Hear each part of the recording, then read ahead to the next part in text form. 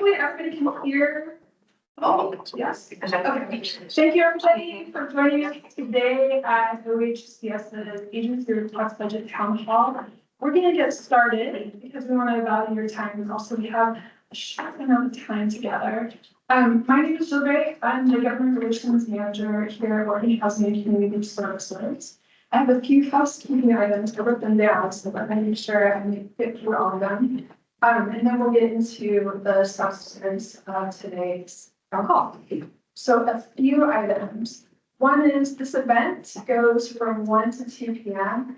and at 2 o'clock, OHC staff, we will gently but firmly be helping everybody exit out the doors because we have to clean that packed up and out of the space no later than 2:30. If at any time you need to get up and take a break or take a phone call, please feel free to use the lobby. If you need to use the restrooms, they're directly across the lobby. So if you exit out those doors and keep walking across the lobby, you will burn right into them. We are recording today's town hall. The recording is really focused on the people at the table here. But we're using the owl, which will pick up sound. So if you say something, if you do something, you might get yourself picked up by the owl. But again, the focus is really on the OHCS staff who are speaking. But, oh, we can do speak. We can do so good as team next. This may take a moment there.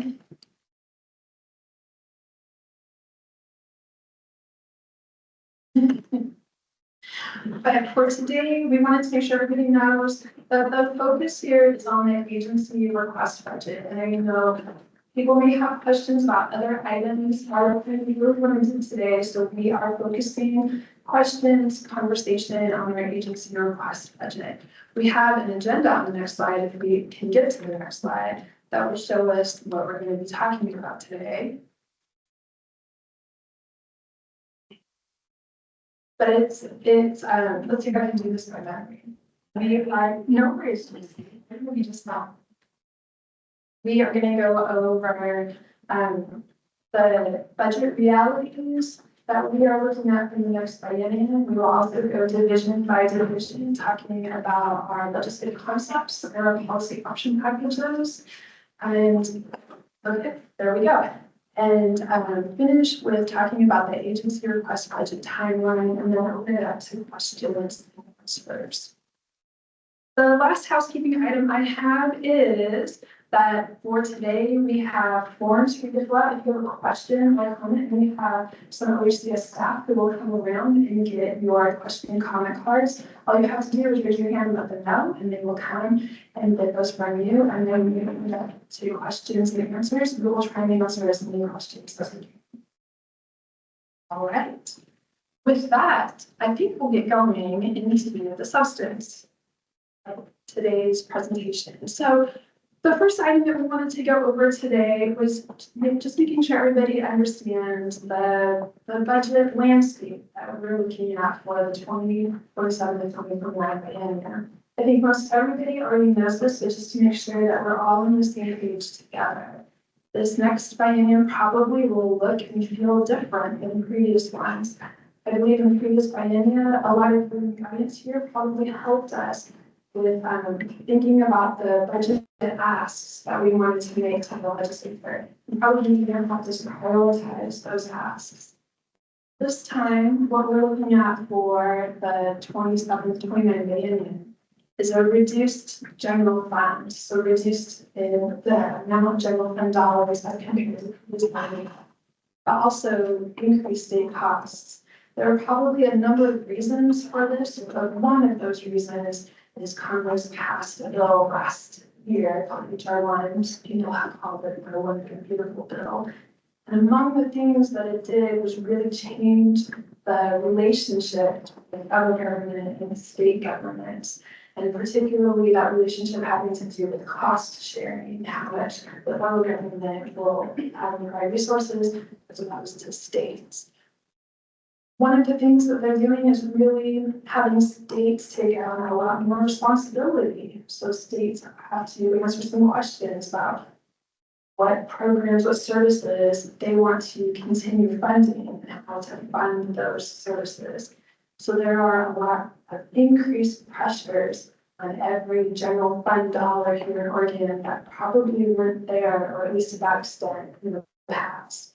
It creates a lot of strain on our general fund, and that is true across the country. It's not just here in Oregon.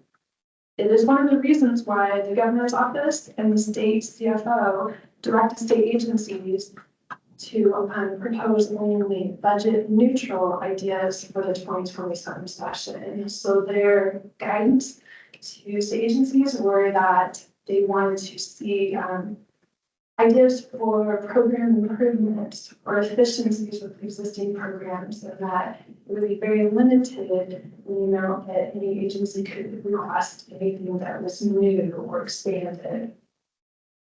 I should also say that this conversation is really focused on general fund dollars, so all of those dollars that are in the state's general fund. There has been some more flexibility with other types of resources, such as bonds, but we'll hold on that for a moment and go into the next part of the slide, which is a lot of what we're about this comes from the state CFO, and that legislators also are wanting agencies to think about cost neutral ideas. They have, in fact, in committees and conversations with us, talked about new or different methods of housing finance. And in fact, I wrote down some of what they told us. They have said they want to see innovation, and they want to see different ways to finance housing that are within our current budget. So we're getting a very similar idea about they want to see improvements or different ways of funding without expanding something in addition. I'll also say that there have been legislators who have talked to us about alternative funding methods that don't involve bonds or general funds. So in other words, I think the appetite for some legislators to continue making really large investments, whether that's general fund or bonds, has really perhaps reached a point where they have not quite as big of an appetite for that anymore. They're looking at our budget realities. The last part of the slide, we wanted to just talk to you about some of the items that legislators have talked to us that they're working on for next session. These are not new items. Legislators have been working on these in the previous biennium, so these should sound very familiar to everyone. They're working on permitting and urban growth boundary issues, as well as zoning updates and reforms. So really looking at oil supply and making the process a little less onerous for development. They've also talked to us about they know and they're trying to figure out some ways to address insurance challenges. I know that goes across the housing spectrum, whether you're looking at shelter all the way up to ownership, that insurance has really become that's unsustainable. Legislators have to be on it, and that they're really trying to figure out some ideas for that. We'll also just sum up this slide. We're saying we're still learning about what legislators want for next session. So as well as probably you, there'll be a lot more information as we get closer to session, but just at a very, very high level, these are some of the things we're thinking about, because this is what legislators are happening to us. All right. With that, I'm going to turn it over to our director of development, and we're going to have everybody introduce themselves when you start talking. So I'm going to turn it over to you. You're wonderful. Well, thank you. Do I need to use a mic? I think my listeners, can everybody hear me okay? Yeah, no, I guess I don't have a good voice. What you're saying. Well, first off, afternoon, as Jill mentioned, I'm Mary Bell. I'm the executive director here at ONCS. First off, thank you for making the time, making the drive to be here. I feel like we're still maybe in the post-COVID era where you have something in person, you don't quite know who's going to show up or how many people show up. But I'm grateful that you're here just for awareness that this will not be the last time that we talk about budget. This is one in several conversations and engagements that we will have about the department's 27-29 agency requests budget. First off, regardless of your role, regardless of your day job, the fact that you are choosing to be here today means that you inherently care about the housing future of our state. And importantly, make sure that we are, as the state's housing agency, and advancing an agenda that is materially making everyday life better and more affordable for the people that we serve. So all to say, we need your input. We need your feedback and perspective. It does not need to be completely aligned with all of the ideas and perspectives that we have. I think one of the best things about being an Oregonian is you can get a bunch of people in the room together and we don't agree on all things, and we can have difficult and hard and important conversations. So you should feel empowered to give us feedback both here today and ongoing. Maybe just the other thing that I will say is, budgets are inherently very technical and just very jargony, particularly at the state level. We will do our best today to make sure that we can sort of get rid of some of that very jargon language and just sort of get to the heart of what it is that we are trying to propose and what we're trying to get to. We will also make time to make sure that we hear you, and if there's questions, that we can make sure that we're offering clarity to you in any way that it is needed. Maybe the last thing that I will just say, as we're sort of trying to put the prism on of all of the things that it's going to take to build our budget, get it to the governor's recommended budget, and then go through the budgetary process, which is where all of the negotiations, the back and forth happens, to be able to make sure that we come out with a forceful, robust, and well-funded housing agenda for the state. Is even though our budget runs in 2-year cycles at the state, for anybody that is in this room, regardless of whether you consider yourself to be a houser or not, the housing needs of the people of Oregon don't run in a 2-year time frame. We will be talking about housing supply. We will be talking about housing affordability. We will be talking about the everyday life of what it needs to be and what it ought to be here in Oregon for some time. And so I say all of that because even though you're going to hear us talk about the budget and the frame of the 2 years, that is the constraint that the budget exists and work in. But where we are thinking and what we're holding, what we're really inviting you into is to think bigger and broader, which is what is the landscape of housing that we desire for the next 5 years, and how do we begin to take steps today in order to help get us there. The other thing that I'll just say, Jill mentioned it, and she was very polite and generous when she said it. I won't be as generous or polite in saying it, which is that if you've been with us for quite some time in building the budget, you will know that we have been in a very generous budget environment for quite some time. I have been at the agency since 2019, and every single budget cycle that we have gone through, we have increasingly been the beneficiary of increased housing resources. I do not believe, or nor do I see that that's going to be the case this budget environment. That is the reality that we're going in. And so I think our work together, my friends, as we're building the next budget, is how we make sure that we can come out with a clear and forceful agenda that is reflective of the people of Oregon's housing needs. How can we make sure that we both are responsive to the realities of those constraints, but also not find ourselves in a place of having a dull ambition because there's less resources. We don't have that right as a state. We don't have that right as a state agency to simply just do less because there's less money. Now, like any other human being, you're thinking, how do we do more with less? That is the dynamic work that we are in together, and that's where we will need your help in that regard. I think maybe just the last thing that I'll just say is there is a lot to be mesmerized right now at the federal level. One of the things that many of us know and are paying close attention to is the reality that some of those federal constraints are creating new constraints for local governments, for local communities, local organizations, and states as well. Which means that legislators are going to have incredibly hard and painful decisions that they have to make. Of course, housing supply is a real place of care and concern for all people of all backgrounds across the state. But so is the availability and affordability of childcare. If you want to start a business or expand a business, that's tough and that's hard. So just general everyday life, while there is a lot of bright spots, and I tend to think that Oregon is one of the most capable states. While we are one of the most capable states, we also have some unique barriers in front of that are going to be real. And so as we go into this budget, I offer that not to be a wet blanket. But I think just to be able to rip off the Band-Aid that I'm sure many of you know as a place of reality.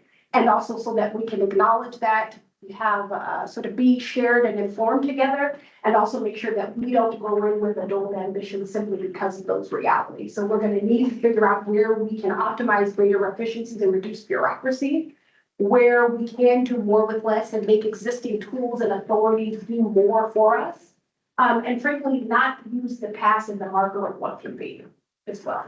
And so I will maybe just end where I started, which is immense gratitude. I'm the last thing standing in between you and these smart folks here. So one, just want to say immense gratitude for you all being here, and we would just ask for your brightest and best perspectives as we build towards this budget together. And look forward to the conversation. Before I turn it over, any immediate questions to any of that?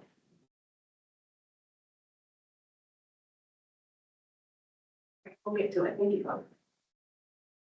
We are going to go into our division by division discussion now, and we're going to start with disaster recovery and resilience with Director Martin. Director, please introduce yourself and then. Hi. Happy to. Hi, good afternoon. I'm Shannon Marhan. I'm the Director of Disaster Recovery and Resilience here at OHCS. For this budget cycle, our policy action package is aimed at advancing our continued effort for administering the CBDGDR grant. It took me almost a year and a half to learn that acronym. Yeah, I mean, it was really bad. Community Development Block Grant for Disaster Recovery. Whew, that one. We've been administering that grant for just a little over 3.5 years. It is a result of the 2020 wildfire events that struck Oregon. The programs that are under that grant are called We Oregon programs, for those of you who are unfamiliar. They serve various levels of disaster recovery for 9 communities that were impacted. The 27-29 biennium will see the close of that grant. So again, we aim to advance that while we're administering that grant. We're also taking some really great lessons learned for how we as an agency can get in front of disaster recovery when it comes to housing. So those are the 2 main objectives for the division, the DRR division. Thank you. Rolling along and go to homeowners and Nathan. Hi, everyone. My name is Nathan Clark. I'm not the director of the homeowners division. That's Talia Khan-Kravis, but she is out this week. I'm on the government relations team, but I support the homeownership division. I'm going to talk about a couple things here. I wrote these, but I don't remember what order they go in. Great. So I'm talking about our legislative concepts first. So we have a few very technical ones, and myself and our CFO, Matthew Harris, are happy to talk more at length after this about some of these. So the first one is our short-term capital financing request. So we need a statutory change to allow us to increase the number of loans that we're able to offer on a monthly basis to low and moderate income Oregonians. So the way I think of this is it's like asking for a credit card limit increase. So as we go through and do our loans, we end up butting up against how much we can loan out at one time before those loans lock and we can go back down. So there are times when the market's doing really well and we have a lot of folks who are qualifying for our services to get a loan, to get into a home ownership opportunity, but we can't lend anymore out because we've reached that limit. So we would like to have a statutory change that would allow us as needed to flex that limit while still striving for the most part to stay under the limit that currently exists, but give us that ability when interest rates are really good. We have a lot of folks who can qualify, be able to serve them instead of making them wait until we have that capacity. So this will allow us to unlock more single family loans when it's hot, and then we can invest and continue to serve more folks. So the second one that's really exciting is this directed, I'm sorry, I had those backwards, but the directed loan delivery platform. So we essentially, this would allow us to direct our mortgage lending and access capital markets without using a middleman, which makes our process expensive and allows us to be more responsive. So we currently don't operate our own mortgage-backed security pipeline. We have an outside firm that does that. And we have to pay them to do that. We share those profits that they get. So we have the ability and the expertise to be able to do that in-house. So we're gonna be asking for a statutory change to allow us to do that. That will give us more flexibility on when we sell on the MBS pipeline, be able to take the money we make off of that, the revenue, and reinvest that back into our programs. So we think it's a really great way to reduce our costs there and then be able to reinvest and serve more Oregonians.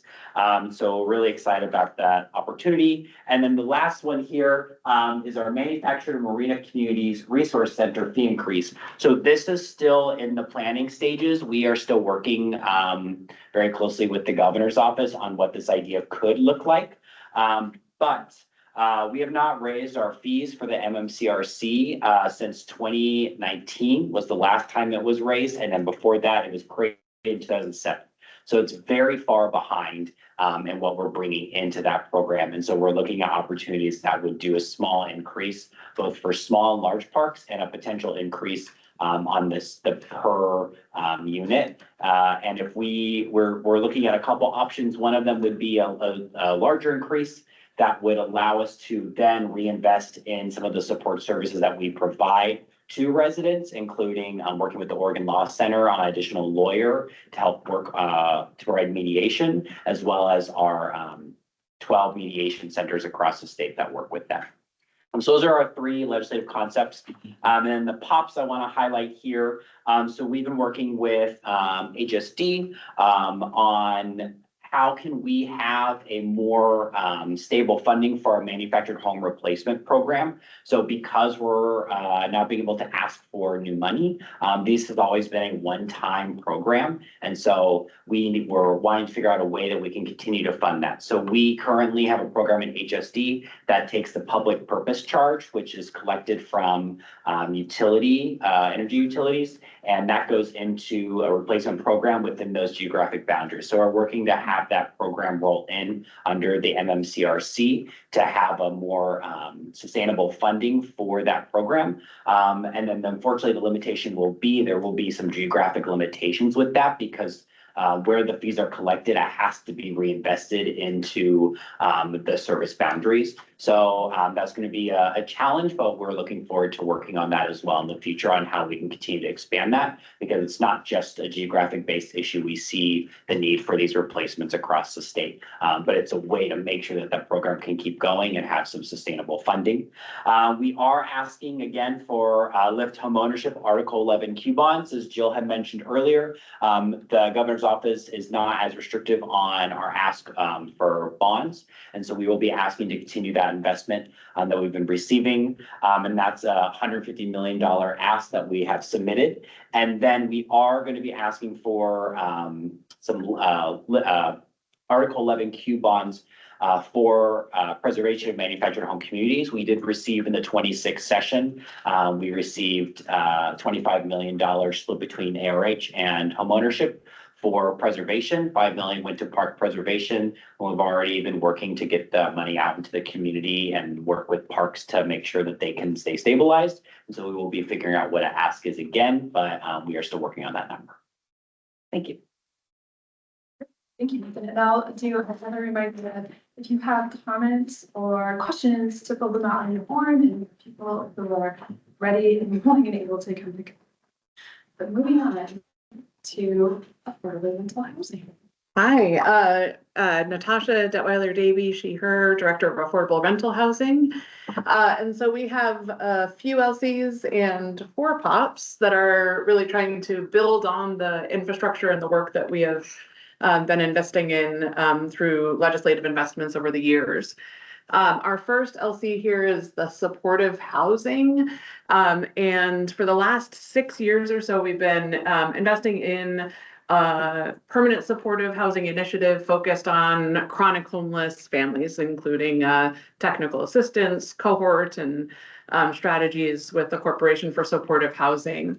And earlier this year, the governor issued an executive order aligned with trying to deepen our impact for populations that need supportive housing. And it's not just those who are meeting chronic homeless definitions, but there's other needs to have connections with those who are exiting institutions and really needing to access and embed behavioral health supports within their housing. And so as we are working toward implementing the direction of that executive order, this legislative concept is reflecting statutory adoption of both our current permanent supportive housing program, which is focused on chronic homeless individuals, and that effectively becomes the second tier, with the third tier being the more acute population needs with behavioral health connections, and that's work that we are pursuing in alignment with the executive order in collaboration with the Oregon Health Authority. And then it also establishes the ability to do a tier 1, so a lighter level of supportive housing where there is related rent assistance, but less acuity needs for those tenancy supports, but pieces of that. So not just base resident services, but a more enhanced. And so that is really the frame that is established within that legislative concept. I'm gonna go rogue and jump down a little bit in that we do have a pop on supportive housing as well. So that includes the hard cost for construction, Article 11Q bond leverage, that's at that same rate that we have. And our policy option package for permanent supportive housing, in addition to the Article 11Q bonds, we also request general funds for the support of rent assistance and services. And so as a budget neutral request, what this is doing is identifying that request for those resources to come into play in the subsequent biennia. So those slots would be able, of rent assistance and services would be able to be programmed over this next biennia and then placed in service in the subsequent one, assuming that we're doing new construction with those resources. So there's a connection between that legislative concept and our resource ask. Okay, so then second, and I'll go faster, I promise, but I think so Oregon Affordable Housing Tax Credit and Community Fund. Our OHTC, that tax credit, is a lender tax credit. And so the way that works is that we lender receives a state tax credit to offset a reduction of the interest rate for that project. And over the 20 years of that loan, the lender receives that annual tax credit to be able to supplant what would have been interest earnings. And what that does functionally is it means that we make an upfront reservation of that OHTC and then we hold it through construction until that is a permanent conversion.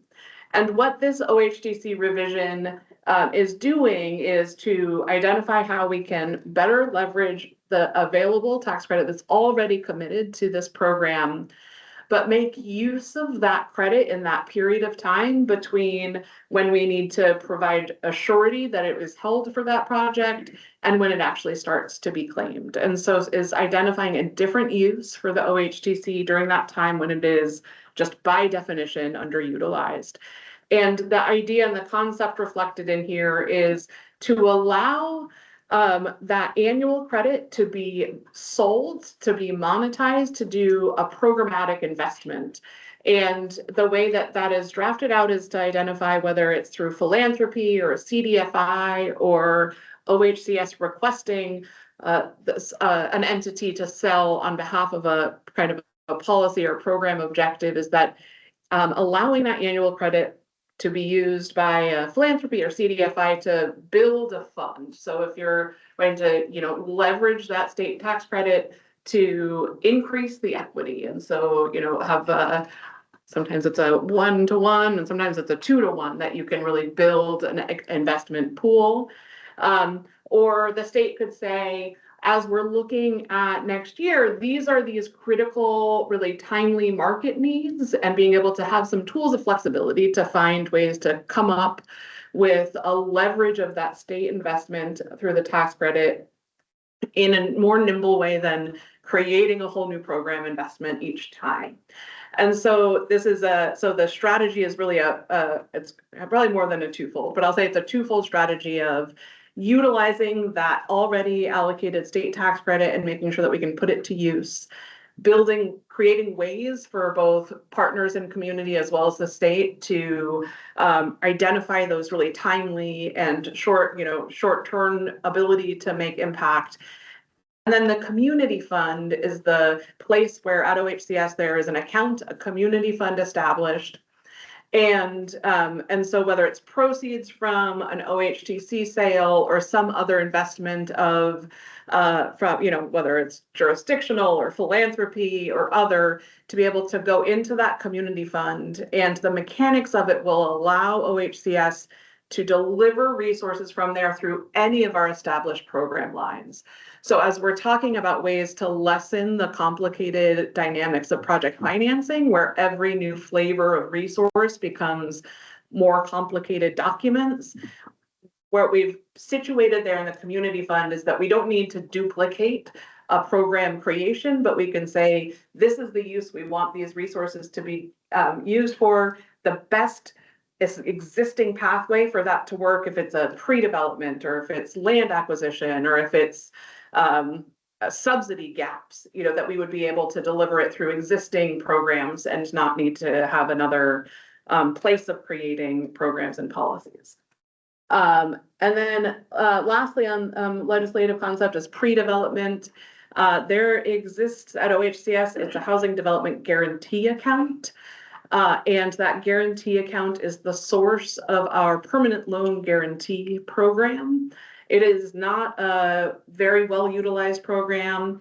And so the statutory revision is to allow the use of that guarantee account for pre-development, and with a focus on our actual production pipeline, with a focus on how can we better support the pipeline and expedite the development. And so the idea of those pre-development resources being able to be provided to projects that have ideally resource reservations, and then could use that resource for cheaper capital to be able to expedite development of those projects that we know are already moving. Those resources should then be able to really regularly return and be reinvested down the pipeline.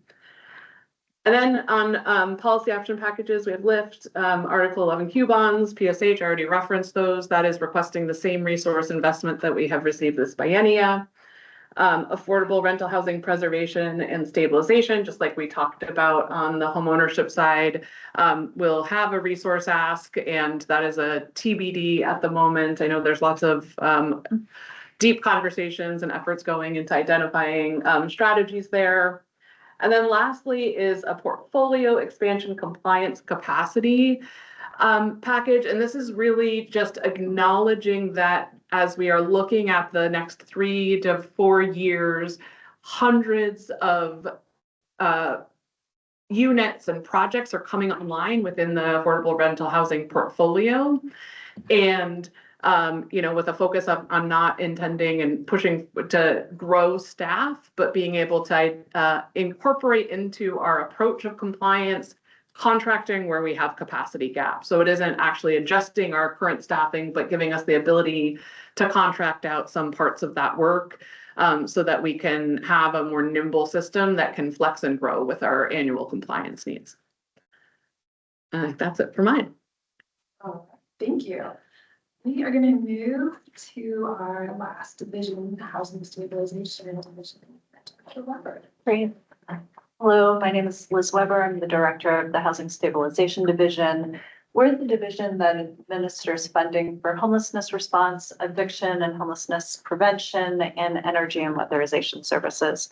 And we are putting forward an LC from our division and also partnering on an agency LC to propose some changes and fixes broadly related to tribal housing initiatives. 2 are related to the Tribal Housing Grant Fund, which is a grant program that sort of evolved out of BAFI-NATO, if you're familiar with that program, that provided homelessness response and shelter funding for the 9 federally recognized tribes. This grant fund, as of the 25-27 biennium, also includes the ability to fund affordable housing projects and homeownership projects. And so that's necessitated a couple changes here. The first is that we are requesting these funds to be deposited in a special sort of an account, an other funds account, that has some increased flexibility for folks to be able to spend outside of the really hard and fixed parameters of the biennium. And so this would allow tribes, especially those who are pursuing development or homeownership projects, to spend beyond basically June 30th of 2027. The other piece of this LC is also proposing to raise the area median income threshold for these tribal projects specifically from 120% to 140%. And then the second piece of our LCs addressing tribal housing initiatives is actually part of the agency fix LC that JC will talk about a little bit more here soon. But this is seeking to clarify and provide some technical fixes to House Bill 3644, which I think some folks will remember was the bill in 2527 that created the statewide shelter system. And so this will clarify that tribes are eligible to be regional coordinators, to apply to be regional coordinators. And it will also provide some flexibility right now that program is organized on a county level. So a region is defined as a county. And for some tribes who have geographic boundaries that don't look like a county, this is an important fix so folks can serve the folks in their communities.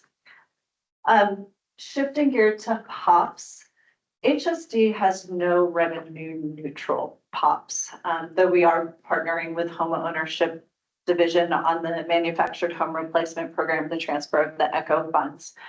And that said, I think many folks are aware that several important HSD programs really do rely on one-time general funds in addition to continuing service level funding that we did receive in 25-27. So continuing service level funding is the funding that we don't have to go back and ask for.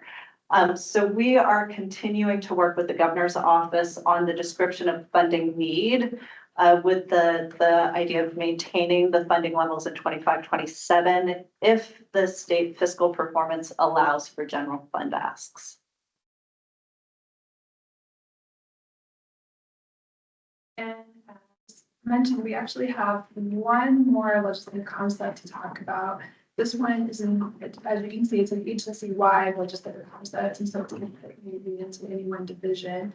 But JC, would you introduce yourself and tell us more about the agency? Will do, thank you. Hello, everyone. My name is JC Davis, and I also use she, her pronouns. And I work in our government relations team, get to lead our administrative roles group. Our agency-wide legislative concept, I would really group this into two major pieces of work. One of them is trying to eliminate outdated information that's currently still embedded in our statutes, creating requirements on us that are not serving the legislator or the public. And the second piece is really carving out additional rulemaking authority. And I'll move quickly through this list, but feel free to ask any questions on your card. I'm happy to go into more detail. The first one I'll mention is around the Housing Choice Advisory Council. So back in, I think it was 2013, we received funding within the Housing Choice Voucher Program. That was a one-time allocation. And this reporting requirement that was associated from this advisory council really helped us understand and report to the legislator how those funds were used. But because it was a one-time fund, we've not received any additional funding. And so our staff are using time to create these reporting requirements that are very empty. So we were asking to remove the reporting element just until that fund either receives additional funding or the legislator decides what we're going to be doing with the voucher program in general. Director Weber mentioned the tribal housing inclusion within the shelter program, so I won't go into too much detail about that one, but we are really looking forward to being able to expand the definition to better serve our tribal neighbors.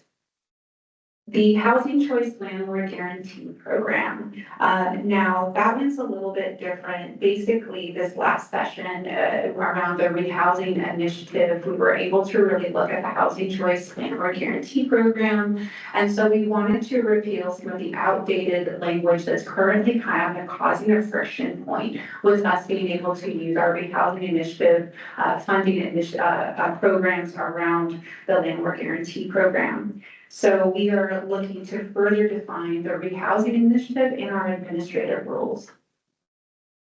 The next thing I will mention is our HOPE program, and that stands for the Homeowners Assistance Program in our homeowners division.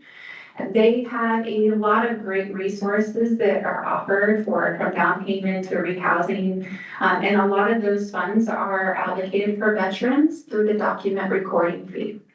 Our work within our veterans community continues to be expansive. And then I think it was in the 21 session, it might have been the 23. But during that 21 session, we received authority to define veteran outside of the DAS and state's definition. And during that rulemaking activity, we really adopted an expanded version of the term veteran. Veterans that that go through a discharge from the military that maybe received an other than honorable discharge. Those folks that are able to reach out to the federal VA and challenge those administrative dismissals to receive VA benefits. Here at OHCS, if you have initiated and were successful with negotiating with the federal VA, we will absolutely take that veteran status here and provide you with services for housing as well. And just for an example of what that would mean, many moons ago, female soldiers were dishonorably discharged or other than honorably discharged when they became pregnant. So sometimes our women veterans would have an other than honorable discharge because, a decade ago, that was how the military discharged. So if they were able to go in and apply for a veteran status with the VA, now knowing what we know, they would obviously have received an honorable discharge at this point. So that's an example of the expanded veterans definition. In our HOPE program, we have the authority to serve veterans' families. And right now, what we have done is we've used our definition of veteran and expanded that to the survivors and family members. But we really wanted to codify that in a rule and define veteran family member in our rulemaking. So we're going to be requesting in this technical fix just to carve out that rulemaking authority so that we can expand the veterans that we're able to serve, including the survivors and family members. The OHATC is the Oregon Affordable Housing Tax Credit. Basically, this was that preservation activity. We're hoping to expand the scope and the statutes around the OHATC in order to further expand the preservation uses there. And the last thing that I will mention is recently the FBI and the criminal victim units have notified us that they did some updates within their statutes, and that's an ORS 181 alpha. We have authority here at OHCS to describe our criminal background processes. And so as our upper higher echelon in our jurisdictions and the FBI have changed some of those requirements to where they're no longer a may, they are a shall. We are aligning our statutes to make sure that we understand and we're very clear with everyone when we are required to provide a criminal background check when we're hiring. So very technical in nature, but definitely wanted to cover these statutory updates as well. And I'll turn it back over to you, Jim. I have one last slide here that we're going to go over, and then we will open it up for questions. So again, I think most people know the process for the state budgeting process, but here are at least a couple big items coming up. I think it's always helpful to put into context what's happening today. So for today, we're talking about OHCS's agency request budget. And all of the state agencies are preparing their ARBs right now. we're required to submit our ARB to the governor's office. I believe it's at the end of August, and then they are released on September 1st. So they're published for the agency on September 1st. The next item is that the governor, she takes all of those ARBs and that really informs her governor's recommended budget. She is required to submit to the legislature a recommended budget on December 1st. One of the questions we've been asked is what if there is a different governor? A newly elected governor has until February 1st to submit a governor's recommended budget, but no matter what, a GRP, as they are known, has to be submitted to the legislature either at the very end of this year or the very beginning of next year. And then the legislature, they take that governor's recommended budget really as a starting point for discussions during session. So next year is a long session year. We will have a session that goes from January until June. And during that whole time, the legislature will be having budget discussions. Toward the end of the session, so starting in June, you'll see the legislature start passing state agency budgets as well as the budget for the judicial department and the executive branch and all sorts of budgets going on there. And all of those together, they equate to the state's budget. And then the whole process starts over again on July 1st. with the new budget. All right. With that, we have a few questions for people to think about. These are really more prompts. If they help, they give questions or comments. The first one is, what are the most significant barriers in your community to developing your affordable housing? It could be regulatory, supply, community priority, infrastructure, etc. Which populations, demographics struggle most with housing security and affordability? And the last question is, which solutions would be most effective for addressing housing challenges in your community? And again, we welcome any question you have about the ARB. It's really intended just to help be prompts about thinking your questions or comments. And again, if you have one, just let us know. And we have folks who are ready to pick up your question or comment cards.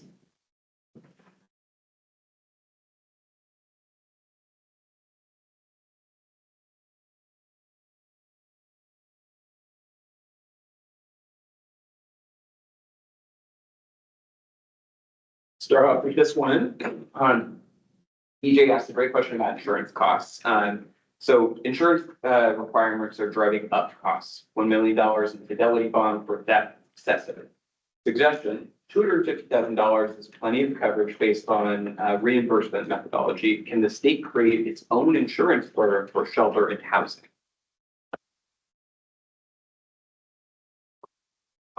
Sure. Yeah, I mean, and I will not remember the bill, but there have been some forays into this, I think. Number, but they're a relatively small insurance mitigation fund that's available. Shelters are able to apply for this, but the need far outweighs the available amount of funding. And so I think the legislature is making some small steps towards that, but I think, you know, I'm also hearing in your question, what can we look at, looking at the levels, and for our division, we've started making some progress around some ways we can make it a little bit easier in the meantime. For example, just asking for the insurance coverage once instead of multiple times. So that is something that we've worked on with procurement to take some steps in that direction. But I think we'll be looking at in the next biennium more of a larger scale look at the levels of insurance we're requiring, what makes sense if you're a regional coordinator versus an individual shelter provider, for example. So I think we've made some starts. The legislature's made some small investments, and I think that will certainly continue into 27, 29.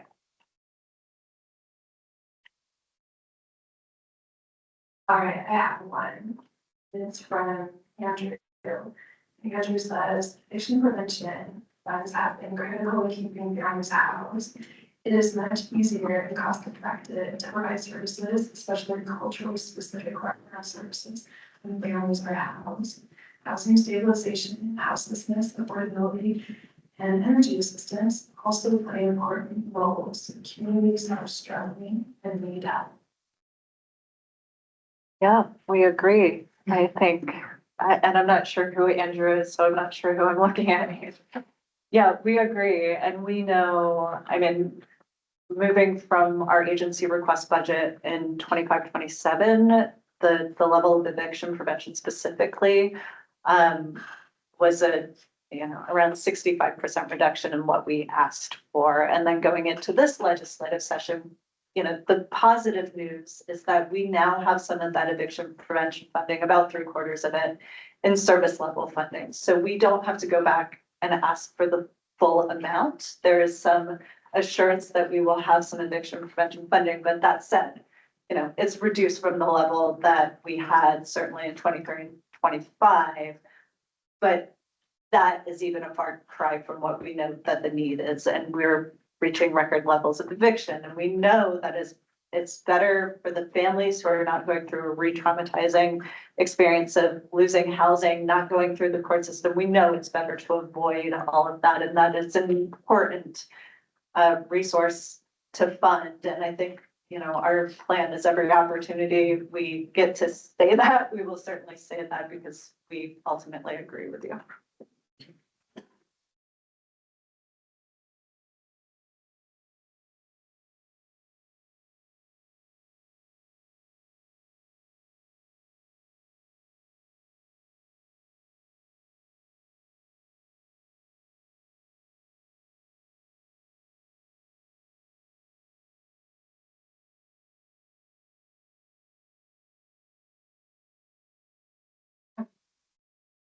I need a little help with this question.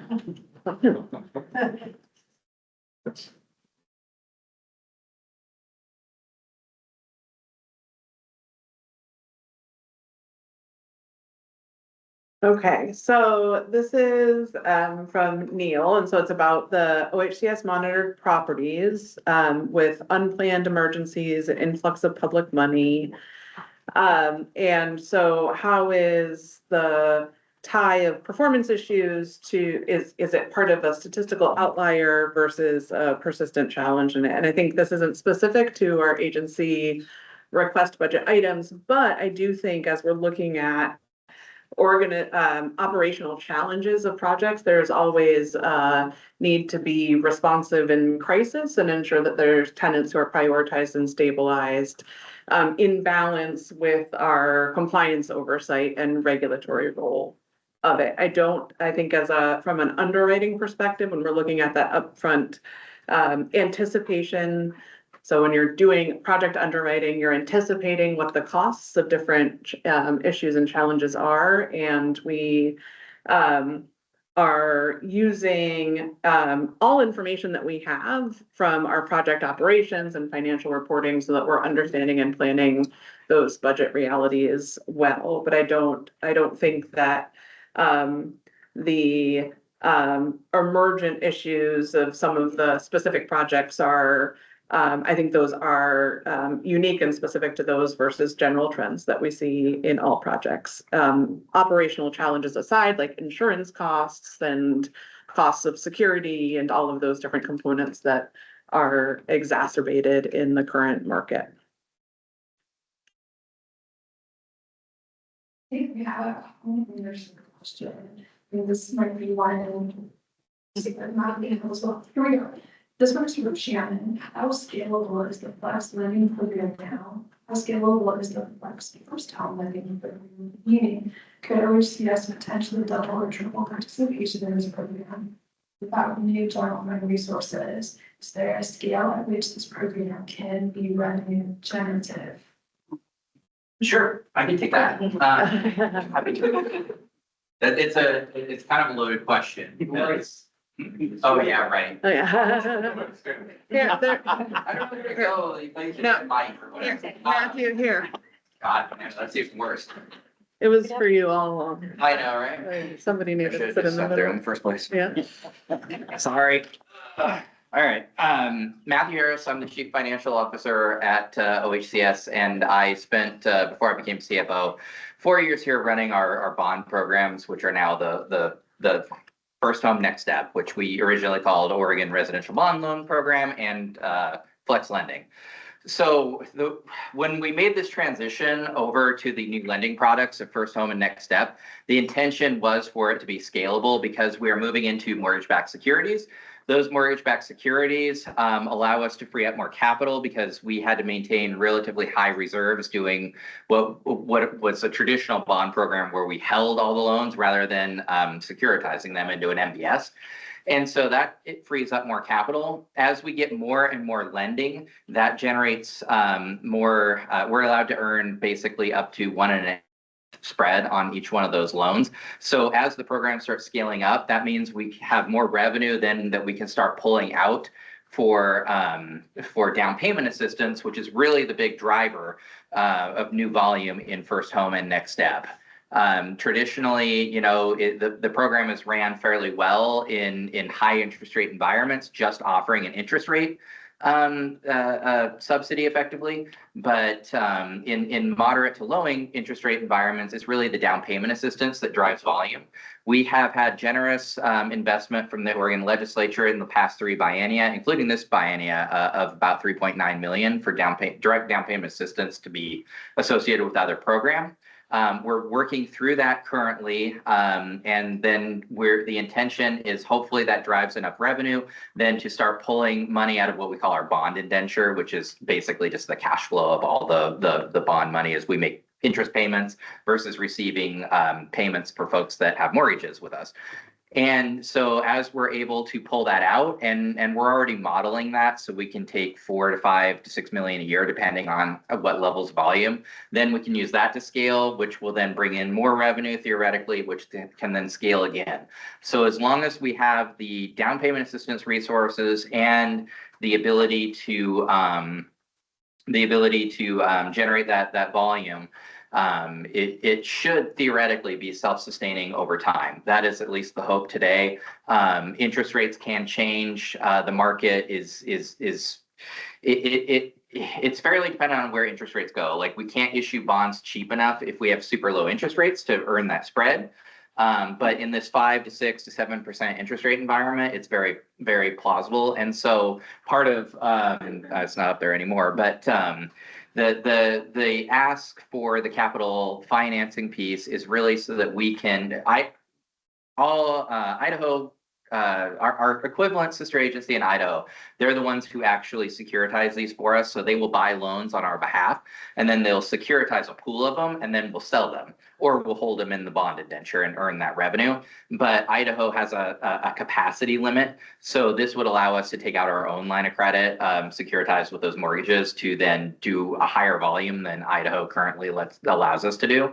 And then also the second piece of that was that dedicated pipeline portfolio. We use a third-party firm, Hilltop Securities, to actually make those trades for us to sell mortgage-backed securities in what's called the to-be announced or TBA lending market.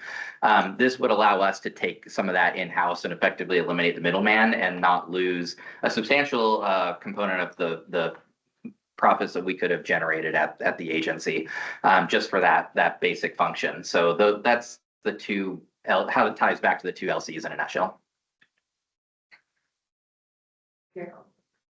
We have a question from Caitlin. Can you talk more about the specific technical fixes wanting to be made to the housing choice landlord guarantee program? Okay, not this later.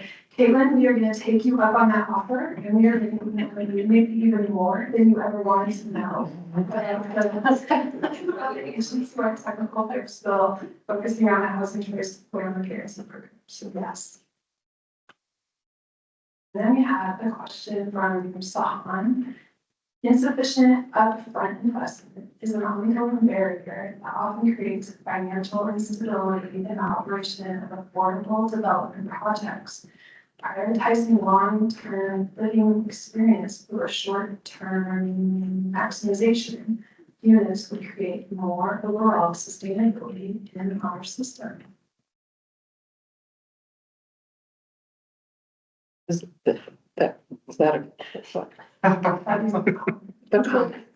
Yes, Yes. thank you.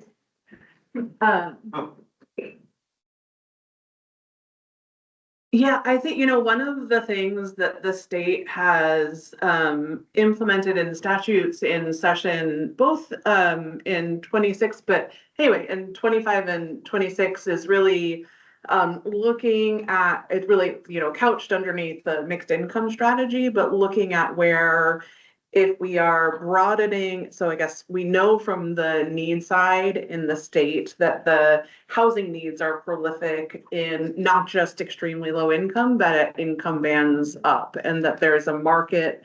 The market is not addressing the needs even of 80 to 120. We see so many pieces of that reflected here. And so where the need has gotten wider, trying to understand where we can widen the lane of the projects and the units within it so that it can better actually leverage that wider lane to get to the higher acuity need and the lower AMIs within that. And so I think where we have previously had barriers to being able to fund full projects, which sounds simple, but what that has meant is that we have not been able to really experience any of that leveraging an 80% unit rent to help support the operations of a 30%. And so if we're thinking about that even more broadly, although at this time in the market, the rents are not terribly strong, except for in some specific areas, the idea of having projects set up with more resiliency within those, because you have that real cross-functionability, I think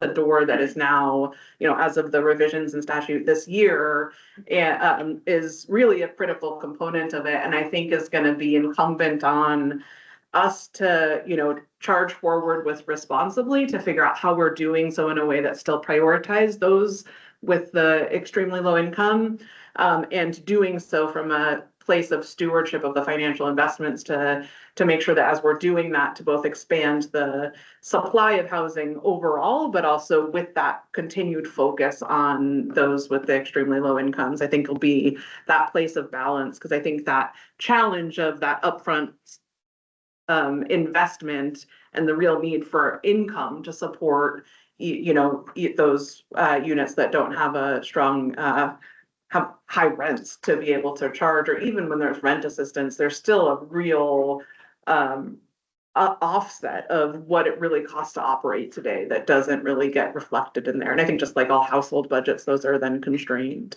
But yeah, I think that is critically true and important to do as we're leveraging all of the different strategies that we can. So question, really? Yeah. Pretty much every question or comment I'm going to make, and I will make more, has to do with flexibility and alignment. Yeah. The level of flexibility required to do what you're talking about would be greatly enhanced if we are able to define our own formula for AMI percentages. Like currently, we're tied to HUD's formula that defines how this is, what the equation is to come to that figure. And what we are seeing right now is that HUD's equation is giving us a figure that is out of alignment with the reality of people's actual incomes. Like even the 80 to 100 people who are qualified for that range don't make enough money to afford that range. Right.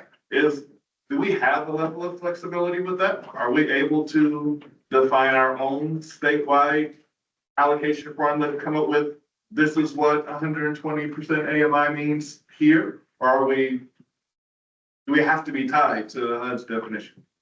That's a really great question. I think for largely for federally reliant programs, and actually included in many of our Oregon statutes, I would presume that there is a tie back to the HUD calculation. There are ways to, push back on the HUD math and do those appeals. And so some communities have done that locally.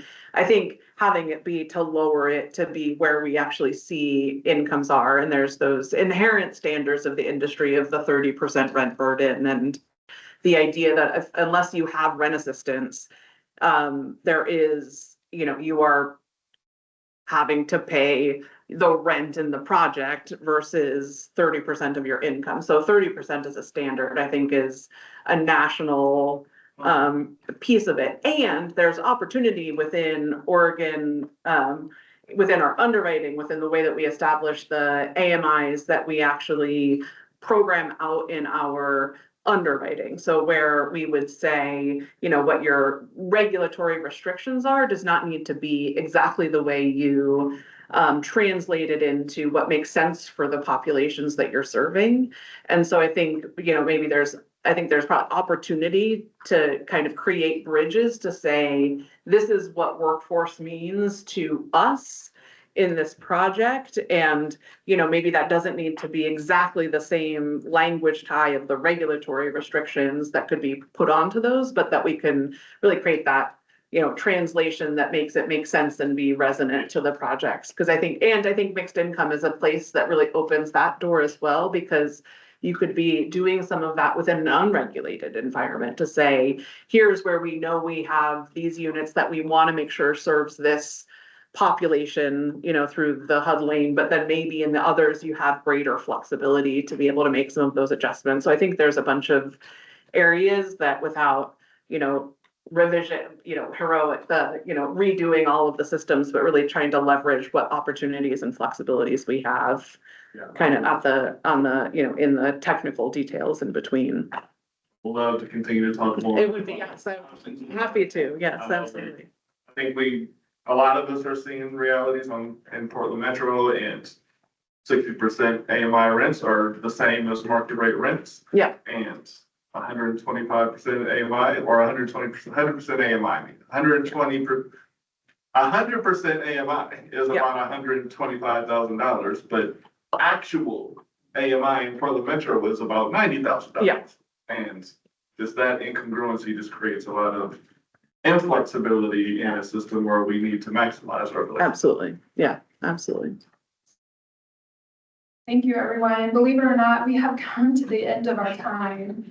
I know we have a couple more questions that people are writing down. We will make sure to respond to any of the questions we weren't able to get to during this time period. I also want to be very conscientious of your time, as well as the fact that pretty soon we're probably going to be escorted out of the auditorium. So I have a few last things. One is this conversation is going to continue actually. In 2 days, we have an agency request budget town hall. It's a virtual event where we're hoping to really go into much more detailed division-specific conversations. If you haven't registered for it, please do so. You can get registration information on our website. The second thing is that we will have more information about our ARB posted to our website. So we'll have some more information about those things, about the questions and answers from this, as well as a virtual event posted to our website. So please check our website out. And the last one is, if you are a processor like me and you think of the perfect question about 15 minutes after the meeting has ended, no worries. You can always contact the government relations team at HCS. This is our incredibly long email address at government relations. And if you are unable to remember it, and we honestly could, no worries. Please go to our agency website, you can Google HCS government relations, and you will find contact information for us. So using one of those methods, so we will do our best to respond to any questions you have for us. With that, we're going to close down today's ARB. I want to thank you very much for coming to an in-person event. This is our first one, and gosh, probably since pre-pandemic. So thank you for allowing us to get a little clunky here and to go through an in-person meeting. Thank you very much. Yeah.